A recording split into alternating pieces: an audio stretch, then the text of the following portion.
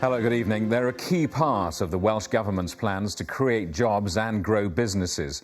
But two of Wales' enterprise zones have delivered only 14 jobs in the last year, while Cardiff and Deeside have been much more successful.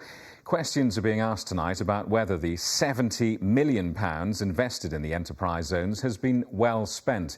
Here's our business correspondent, Brian Meakin. Cardiff set its sights on attracting high-paying financial jobs down the M4 from London, and it's showing signs of success.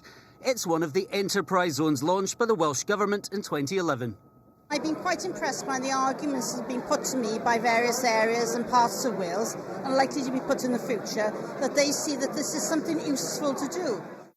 Companies in Wales' 7 enterprise zones get financial and business support. In the last year to March, Cardiff more than doubled the number of jobs created since being set up. That's 536 new roles, compared with 455 jobs prior to March 2014.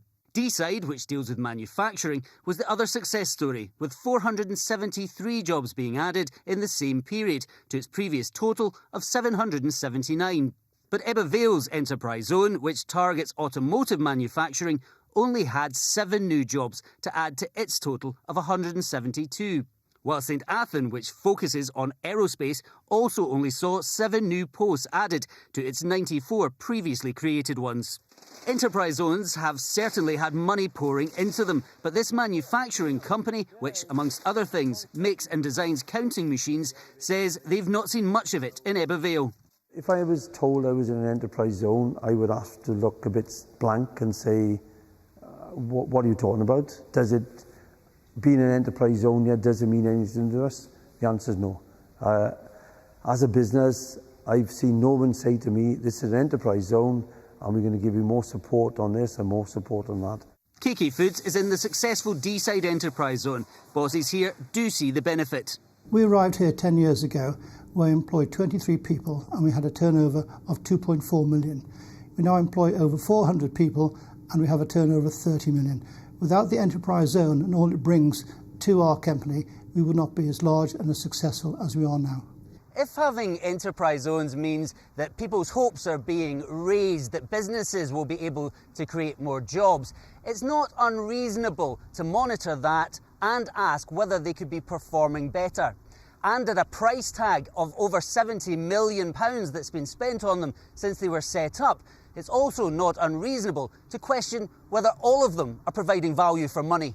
Those running the enterprise zones are defending their record against the critics. I don't know the details of what they're doing, but I think the key thing is that every enterprise zone is very different plans, different starting points. And of course, job creation, job safeguarding is very important, but it's only one measure of success. And I think it's about looking at all the other indicators and also measuring success over a longer period. We'll continue just highlighting the need to focus, and where we're seeing perhaps enterprise zones not performing as strongly as perhaps we'd like them to, well then government needs to focus and think again about what could be done a bit differently to make the most of that enterprise zone title. The Welsh Government says it's unhelpful to compare the zones as each one's unique. Ministers say all of them are making good progress. So why do some enterprise zones seem to struggle and others are successful? I think if you look at one of the most successful enterprise zones there's ever been, it's Canary Wharf in London, and it went from a derelict docklands in less than 30 years to the financial capital of the UK. And it was primarily driven by businesses with support from a government. Now, what we're seeing in Cardiff and Deeside, the two successful, thriving parts of Wales, is they're driven primarily by businesses with a lot of support from the Welsh Government. But firms are moving to Deeside because they're around big companies like Airbus and Toyota, they're near Manchester, they're near Liverpool. Financial services companies are coming to Cardiff because there's 3 universities, lots of graduates coming out, and they're only 2 hours from London. So they're coming here principally for business reasons. I think if we look at why some of them may be struggling, the question is ultimately, are those ones being driven by businesses or are they being driven by politicians and where they'd like businesses to go? Brian, thank you very much. Now the rest of the day's news.